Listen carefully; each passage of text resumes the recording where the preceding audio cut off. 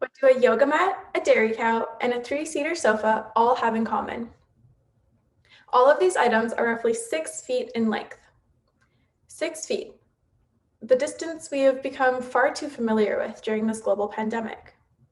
The distance we must keep from our friends and family outside of our bubble. This social isolation undermines the fabric of our humanity and, when prolonged, has devastating effects on our mental health. That is the reality for people with cystic fibrosis all of the time.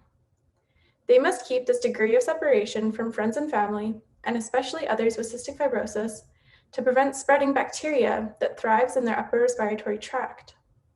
Worst yet, when loved ones seek to visit cystic fibrosis patients during times of flare-up in the hospital, they must scrub in and adorn personal protective equipment to keep them safe. This is perhaps even more alienating than not visiting at all. Bacteria thrive in the upper respiratory tract of people with cystic fibrosis because they produce copious amounts of mucus. This mucus is produced because of deficient salt regulation by a type of cell that lines the airways. You can think of the airways as a clogged sink, allowing minimal flow of oxygen and water because of foodstuffs that have adhered to the pipes.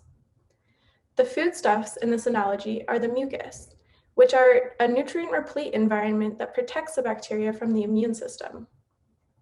When multiple species come together in this environment, they might form what we microbiologists call a biofilm. You are all growing biofilms right now. That pesky plaque that forms on your teeth when you forget to brush them? A biofilm. And while those biofilms are relatively harmless, the kinds that form in cystic fibrosis patients are not, often leading to rapid lung decline, requiring transplant, and even worse, resulting in death.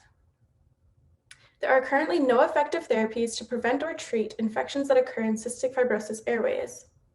My research aim is to understand how multiple species of bacteria might cooperate to persist in the face of antimicrobial intervention. I'm using a unique model of airway infection in mice to address this question, which also allows me to predict with a higher degree of certainty the effectiveness of new antimicrobial agents. Thanks to COVID-19 vaccine rollouts and the flattening of curves, we might foresee a future when we can hold our loved ones in our arms again. We see a light at the end of the tunnel.